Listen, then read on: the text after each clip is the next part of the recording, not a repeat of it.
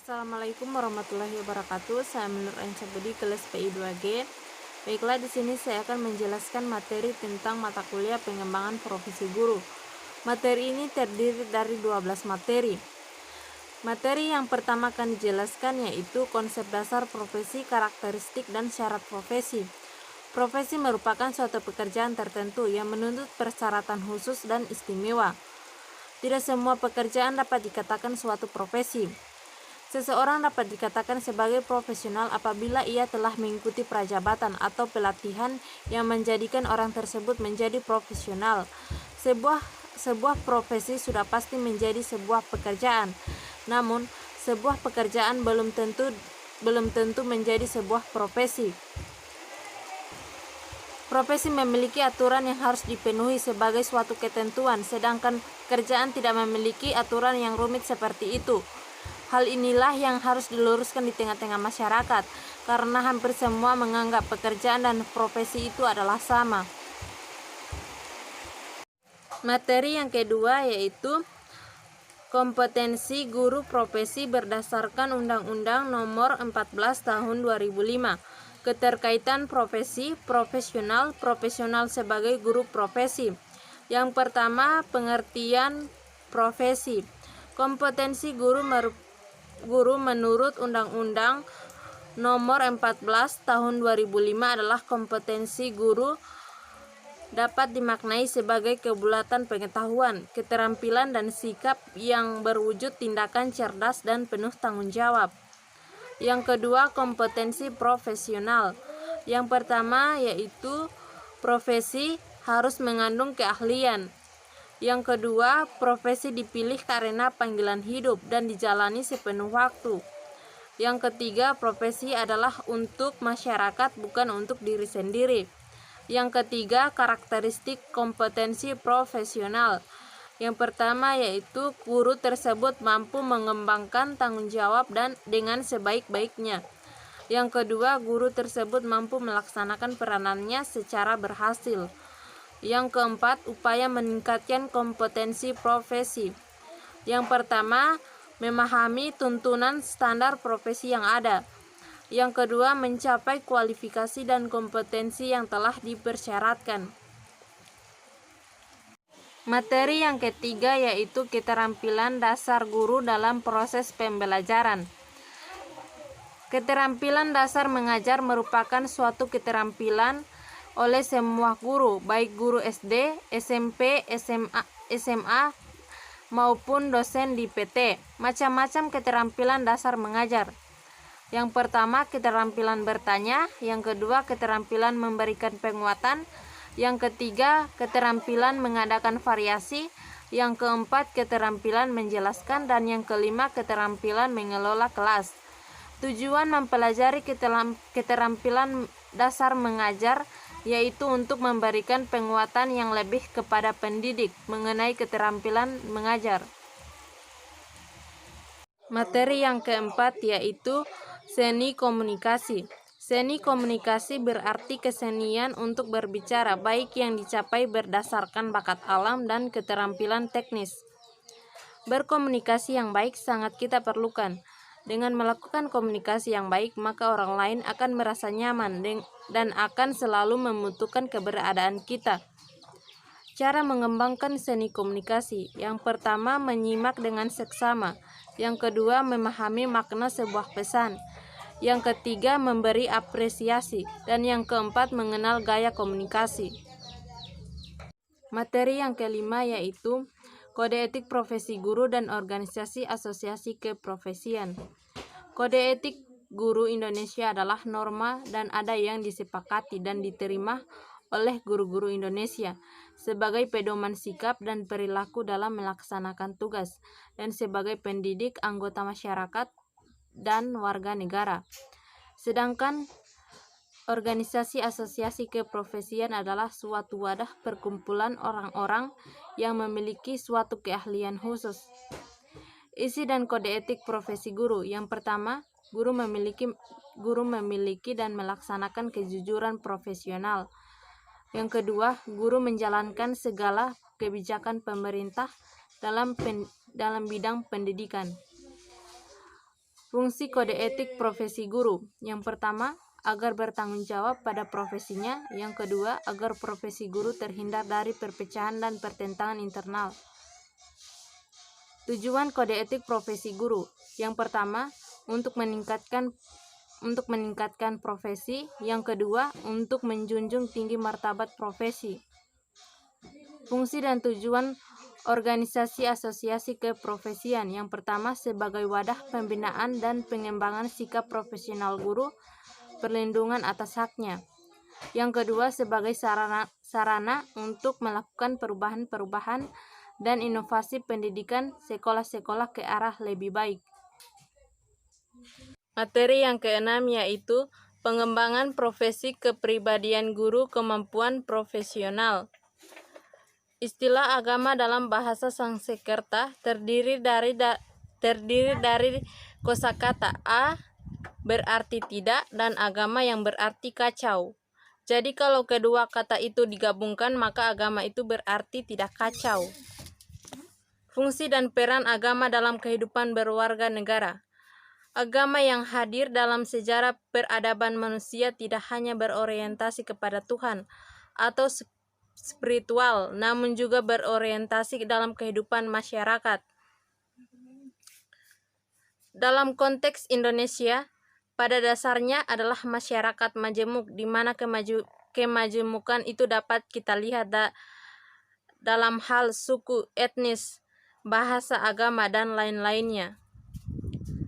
Pancasila adalah landasan negara, telah menjadi payung guna melindungi agama-agama yang ada di dalamnya. Pancasila menjadi wadah yang memadai sebagai dasar pijak bersama seluruh anak bangsa dan agama, memberi isi pada dimensi ritual.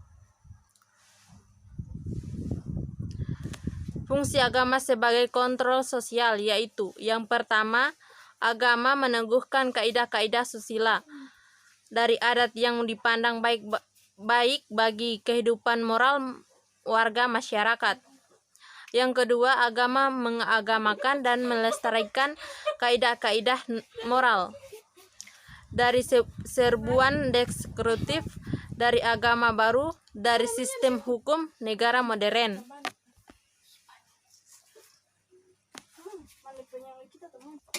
Materi yang ketujuh yaitu pemimpin pendidikan, strategi pengembangan profesi guru. Kepemimpinan merupakan salah satu faktor yang sangat penting dalam suatu organisasi, karena sebagian besar keberhasilan dan kegagalan suatu organisasi ditentukan oleh kepemimpinan dalam organisasi tersebut.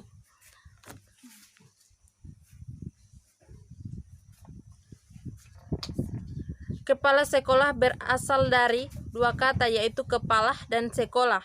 Kata kepala dapat diartikan ketua atau pemimpin dalam suatu organisasi atau sebuah lembaga, sedang sekolah sebuah lembaga di mana menjadi tempat menerima dan memberi pelajaran.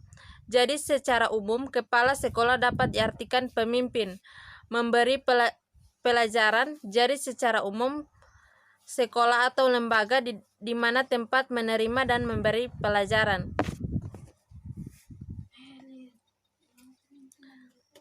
Menegaskan bahwa kepala sekolah yang efektif adalah kepala sekolah yang memiliki kompetensi yang dipersyaratkan dan berusaha memanfaatkan kompetensinya untuk melaksanakan tugas dan fungsinya bagi keaktifan sekolah. Materi yang ke-8 yaitu strategi pengembangan profesional guru Indonesia berdasarkan peraturan yang berlaku. Profesi berasal dari bahasa Latin profesio yang mempunyai dua pengertian yaitu janji atau ikrar dan pekerjaan. Bila artinya dibuat dalam pengertian yang lebih luas, menjadi kegiatan apa saja dan siapa saja untuk memperoleh nafkah yang dilakukan dengan suatu keahlian tertentu. Ciri-ciri profesi yaitu yang pertama, memiliki fungsi dan signifikan sosial bagi masyarakat. Yang kedua, profesi menuntut keterampilan tertentu yang diperoleh melalui proses pendidikan dan pelatihan.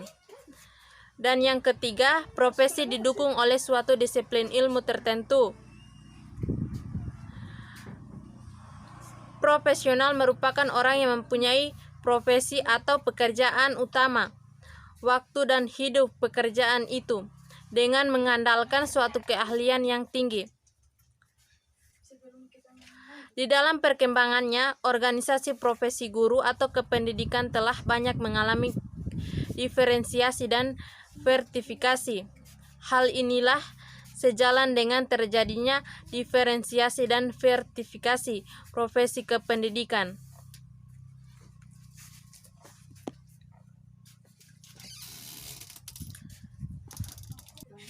Materi yang ke-9 yaitu sertifikat guru uji kompetensi dan undang-undang guru.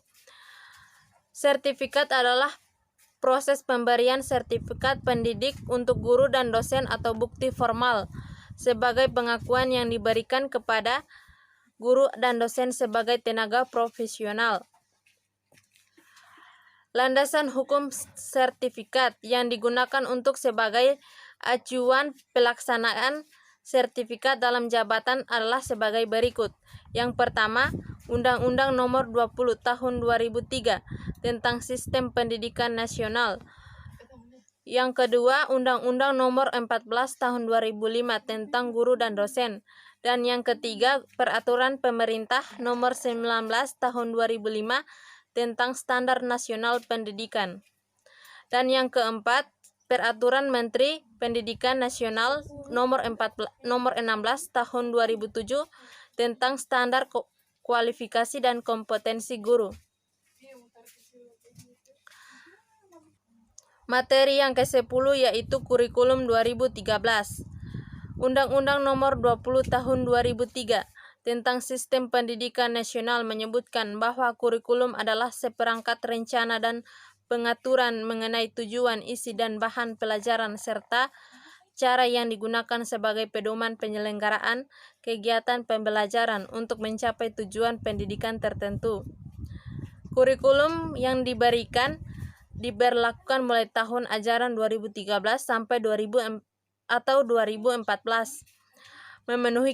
memenuhi kedua dimensi tersebut, yaitu standar kompetensi lulusan atau SKL dan standar isi atau SI, merupakan rujukan rencana dan pengaturan mengenai tujuan, isi, dan bahan belajar. Materi yang ke-11 yaitu memahami konsep kurikulum 2013. Kurikulum 2013 merupakan kurikulum yang baru di dunia pendidikan Indonesia. Konsep kurikulum 2013 ini memiliki perbedaan yang cukup mendasar dari sebelumnya.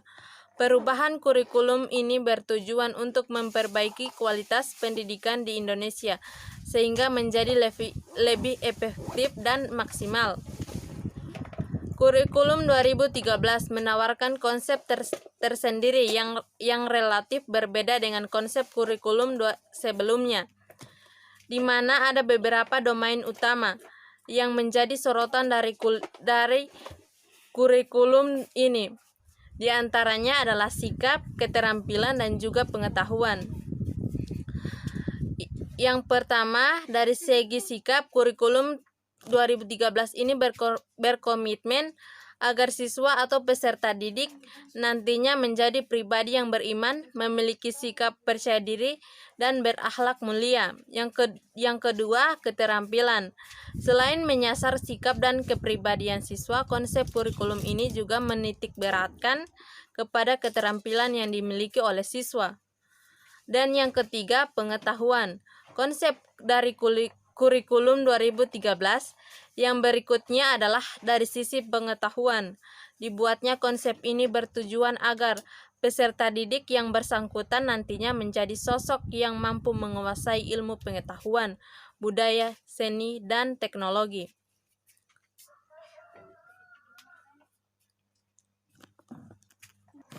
Materi yang ke-12 yaitu strategi pengembangan profesional guru Indonesia berdasarkan peraturan yang berlaku.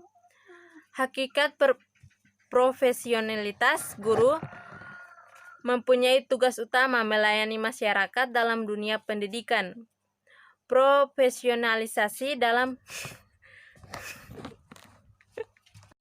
Materi yang ke-12 yaitu strategi pengembangan profesionalisme guru Indonesia berdasarkan peraturan yang berlaku. Profesi keguruan mempunyai tugas utama yang melayani masyarakat dalam dunia pendidikan. Profesionalitas berakar dari pada kata profesi yang berarti pekerjaan, dilandasi dengan keahlian. Dengan demikian, dapat disimpulkan bahwa guru profesional adalah guru yang memiliki keahlian, tanggung jawab, dan rasa kejawatan yang didukung oleh etika profesi yang kuat serta kualifikasi kompetensi yang memadai. Dalam bidang profesi, seorang guru profesional berfungsi untuk mengajar, mendidik, melatih, dan melaksanakan penelitian masalah-masalah pendidikan. Dalam bidang kemanusiaan, guru berfungsi untuk meningkatkan martabat sebagai agen pembelajaran, pengembangan ilmu pengetahuan, teknologi, dan seni.